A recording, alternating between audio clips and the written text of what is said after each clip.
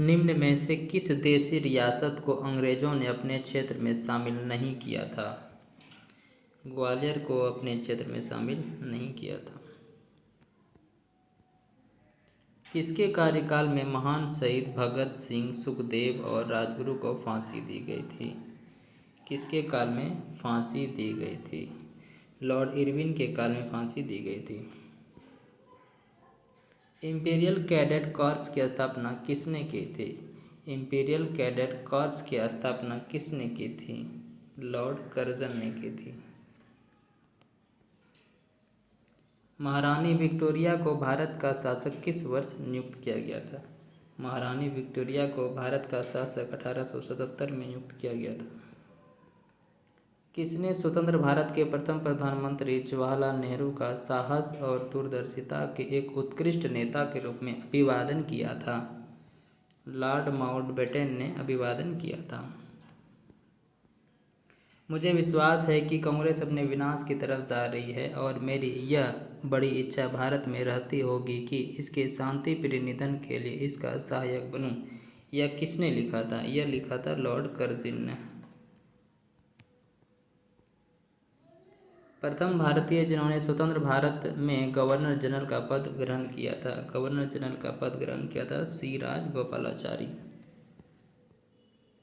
औपनिवेशिक काल के दौरान रेलवे का भारतीय उद्योग पर क्या प्रभाव पड़ा? रेलवे का भारतीय उद्योग पर आयात को बढ़ावा देकर औद्योगिक विकास में बाधा डाली थी। अस्थायी बंदोबस्त किसके साथ किया गया था? अस्थायी बंदोबस्त जमींदारों के साथ किया गया था। बिहार में परमानेंट सेटलमेंट लागू करने का क्या कारण था? बिहार में परमानेंट सेटलमेंट लागू करने का कारण था भू राजस्व का राजस्व निर्णय करना। रैयतवाड़ी व्यवस्था सर्वप्रथम कहाँ लागू की गई थी? रैयतवाड़ी व्यवस्था सर्वप्रथम मद्रास में लागू की गई थी। मद्रास में रैयतवाड़ी पद्धति को किसने प्रारंभ किया था? मद्रास में रैयतवाड़ी पद्धति को किसने प्रारंभ किया था? थॉमस मुनरो ने प्रारंभ किया था।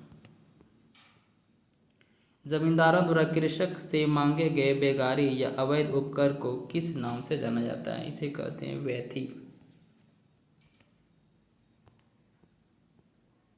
जमशेदपुर मजदूर संगठन की स्थापना 1920 में किसने की थी? व्योमकेश चक्रवर्ती और सुरेंद्रनाथ हवलदार दोनों ने की थी। Option D. British house of common में चुने जाने वाले दादा भाई नौरोजी प्रथम भारतीय थे जिन्होंने इस दल के टिकट से चुनाव लड़ा था। उदारवादी दल से चुनाव लड़ा था।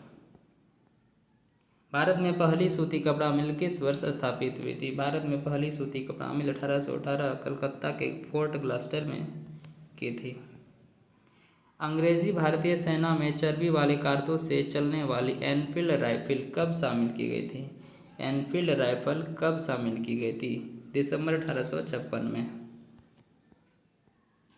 1857 की क्रांति सर्वप्रथम कहाँ हुई थी? 1857 की क्रांति सर्वप्रथम मेरठ में हुई थी।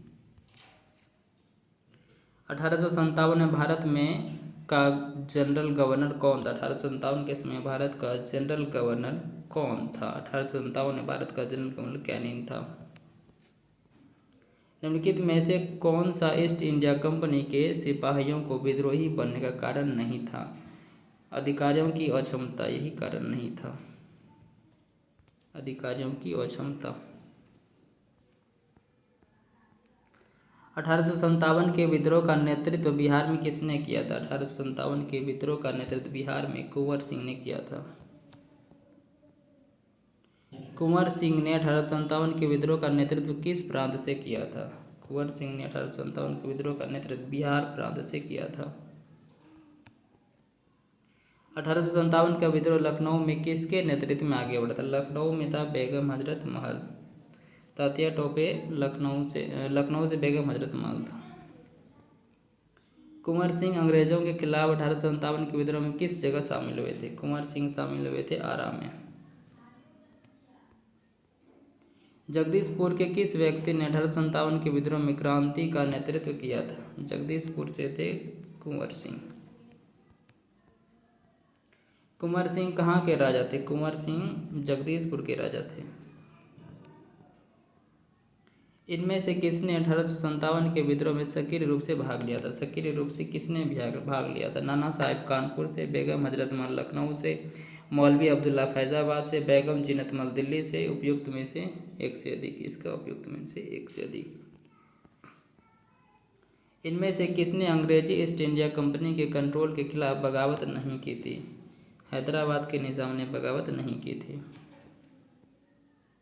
पटना के 1857 के स्वतंत्रता संग्राम के नेता कौन थे?